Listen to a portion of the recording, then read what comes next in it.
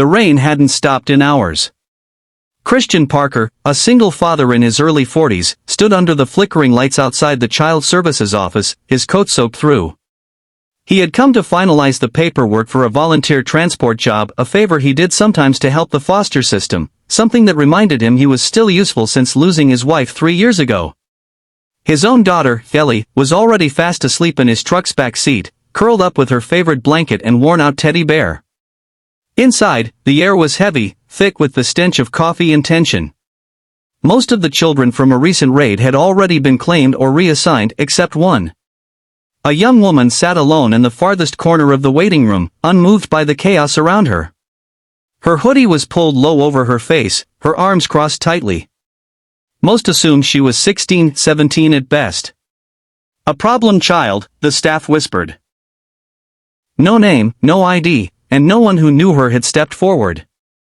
Kid doesn't even talk, the caseworker muttered. We'll probably have to call a juvenile facility by morning. Christian glanced over again. There was something different about her, not in how she looked, but how she watched. Quiet, yes, but not scared. Her eyes flicked over every person who passed, analyzing. Measuring. He stepped closer, against his better judgment. Hey, he said gently. You hungry? She didn't answer. But her eyes finally met his, blue, cold, and tired. And for a split second, something cracked in him. Look, I don't know your story, but if you need a place for the night, my truck's got heat, and my little girl wouldn't mind the company. The caseworker looked stunned. You want to take her? Christian shrugged. No one else is stepping up. And it's just one night, right? The girl didn't speak as he led her out, didn't thank him, didn't smile. But she climbed into the back seat next to Ellie, who stirred, blinked up, and smiled sleepily. Hi, Ellie mumbled, reaching out to hold the stranger's hand without fear. You're safe now. The girl froze for a moment.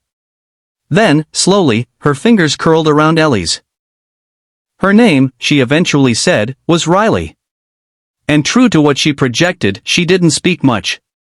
She was skittish, always keeping an eye on exits, reacting fast to loud noises, flinching at headlights. But she was careful with Ellie, helped with dishes, and seemed to memorize every layout of every room within minutes. Christian didn't ask questions.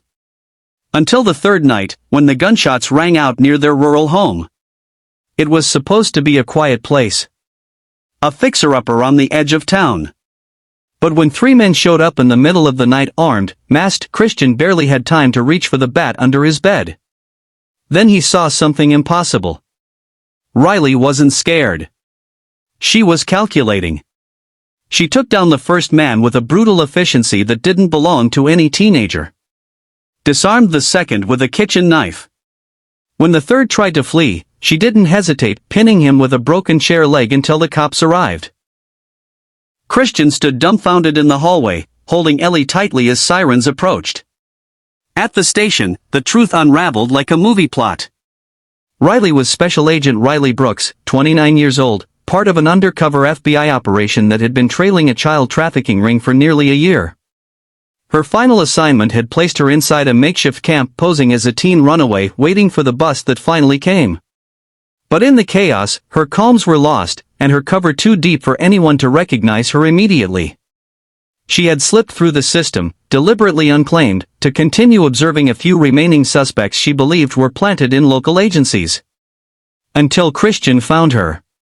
Why didn't you say something? He asked her the next morning, sitting on the porch steps as dawn colored the sky. Riley looked down, bruises still dark on her arms. Because I didn't trust anyone. Not after what I saw.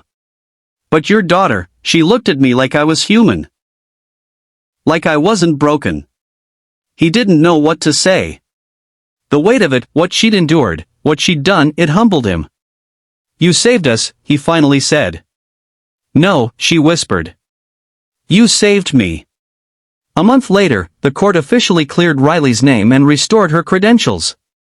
The FBI offered her a desk job, but she declined. Said she'd had enough of masks and lies. Instead, she stayed in the small town. Helped coach Ellie's soccer team. Built furniture with Christian on weekends. Smiled, finally. She wasn't the girl no one would claim anymore. She was family. Challenges they faced. Trust issues, Riley's trauma and undercover mindset made her unable to trust adults or reveal her identity quickly. Danger, her presence unknowingly brought danger to Christian's home. Single-parent struggles, Christian, already stretched thin, risked everything based on instinct and empathy. Emotional wounds, both Riley and Christian carried deep emotional scars.